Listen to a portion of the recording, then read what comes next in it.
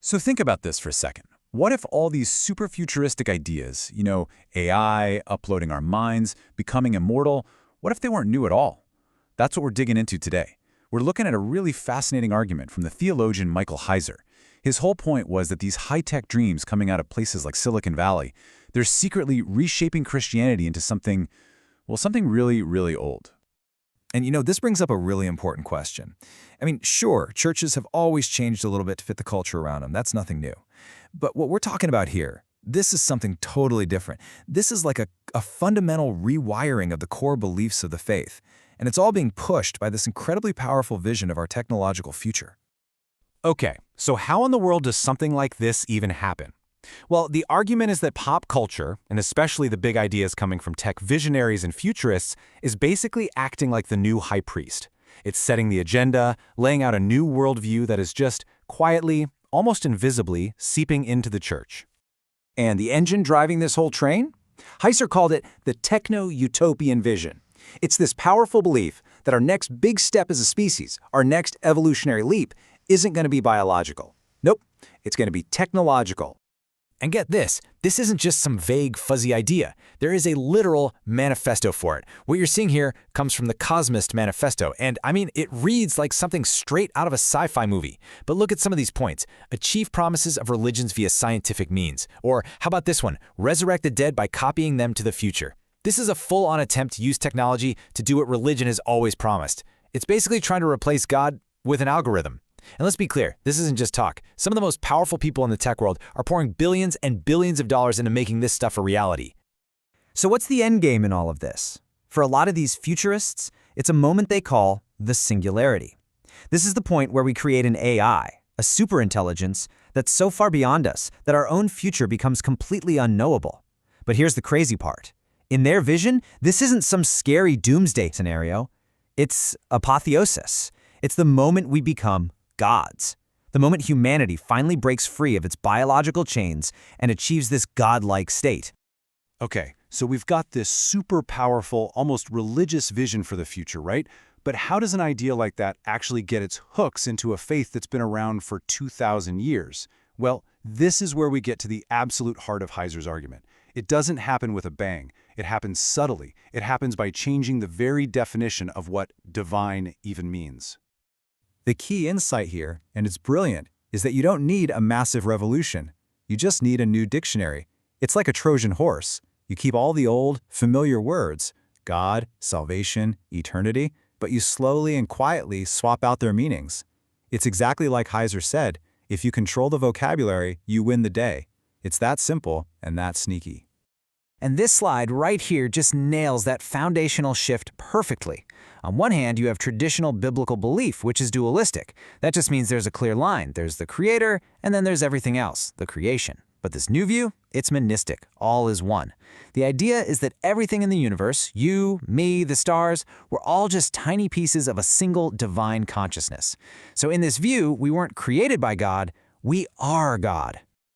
Okay, hold on a second. Going from a distinct creator God to, hey, we're all God, that's a massive leap, right? I mean, how could anyone even begin to justify that, especially inside a Christian framework? Where's the proof? What's the argument, theological or scientific, for something so radical? Believe it or not, the justification comes from a really surprising place: quantum physics. You see, physicists like Paul Davies point out that when you zoom way, way, way down, past the level of atoms, the world we think of as solid and predictable, it just disappears. It's not made of tiny little marbles of stuff down there. It's more like waves of probability and fields of energy. The whole idea of solid matter gets really fuzzy. It's almost like a solid rock is less of a thing and more of an idea.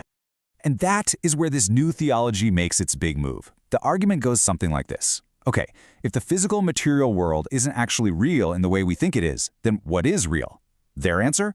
Consciousness, thought, information. And hey, if consciousness is the only thing that's truly real, well then it makes sense that all of reality is just one giant interconnected consciousness. And just like that, this ancient idea of monism gets a brand new shiny coat of scientific paint. And once you lay that foundation, you can basically rebuild the entire house.